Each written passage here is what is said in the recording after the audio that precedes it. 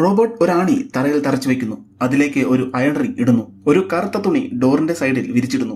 പിന്നീട് ഒരു steel cable കൊണ്ട് ഒരു കുരുക്കുണ്ടാക്കി അത് പാലത്തിലേക്ക് വലിച്ചെറിയുന്നു. അതിന്റെ അറ്റത്ത് ഒരു ട്രക്ക് കെട്ടിയിടുന്നു. ഇങ്ങനെ റോബോട്ട് ഒരു ട്രാപ്പ് ഉണ്ടാക്കിയെടുത്തു. അവൻ തന്റെ ഡ്രസ്സിൽ മണമുണ്ടാകാതിരിക്കാൻ ഡിസിൻഫെക്റ്റന്റ് ഒഴിക്കുന്നു. എന്നിട്ട് തന്റെ ശരീരത്തിൽ നിന്നും കുറച്ച് ബ്ലഡ് എടുക്കുന്നു. അത് ട്രാപ്പിനുള്ളിൽ വെച്ച് ട്യൂബ് പൊട്ടിക്കുന്നു.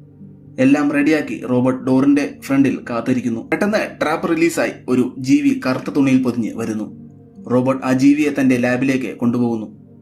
അതിന്റെ ശരീരത്തിലേക്ക് അവൻ കണ്ടുപിടിച്ച മരുന്ന് കുത്തിവെക്കുന്നു. പക്ഷെ ആ മരുന്നിന് ആ ജീവിയെ തിരികെ ഒരു മനുഷ്യനാക്കാൻ സാധിച്ചില്ല. പകരം ആ ജീവിയുടെ ഹൃദയം നിശ്ചലമാകാൻ തുടങ്ങി.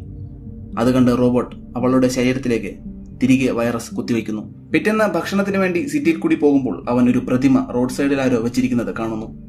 വേറെ മനുഷ്യരാരും ഇല്ലാതിരുന്ന സ്ഥലത്ത് എങ്ങനെയാ പ്രതിമ വന്നെന്ന് അവന് സംശയമായി. പാനിക്കായ റോബോട്ട് അത് വെടിവെച്ചിടുന്നു. അതിനടുത്തേക്ക് നടന്ന റോബോട്ട് ഒരു ട്രാപ്പിൽ പെടുന്നു. അവന്റെ തലയിടിച്ചത് മൂലം അവന്റെ ബോധം പോകുന്നു. അവൻ ഉണർന്നപ്പോൾ സൂര്യൻ അസ്തമിക്കാൻ തുടങ്ങിയിരുന്നു.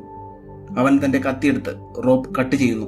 അവൻ താഴെ വീണപ്പോൾ അവന്റെ കത്തി കാലിൽ തളച്ചു കയറുന്നു. ഇരുട്ടാകുന്നത് കണ്ട് അവൻ എങ്ങനെയും കാറിൽ കയറാൻ നോക്കുന്നു. പെട്ടെന്ന് കുറെ ഭീകരരൂപികളായ പട്ടികൾ അവിടേക്ക് വരുന്നു. പക്ഷെ സൂര്യപ്രകാശം കാരണം അതിന് റോബോട്ടിന്റെ അടുത്തേക്ക് എത്താൻ സാധിക്കുന്നില്ല. റോബോട്ട് പെട്ടെന്ന് കാറിൽ കയറാൻ നോക്കുന്നു. സൂര്യൻ പൂർണ്ണമായും അസ്തമിക്കുന്നു. പട്ടികൾ റോബോട്ടിനെ ആക്രമിക്കാൻ വരുന്നു. സാം ഒരെണ്ണത്തിനെ ഇടിച്ച് തെറിപ്പിക്കുന്നു. റോബോട്ട് മറ്റൊന്നിനെ വെടിവെക്കുന്നു. അവസാനത്തെ പട്ടി അവനെ മറിച്ചിടുന്നു.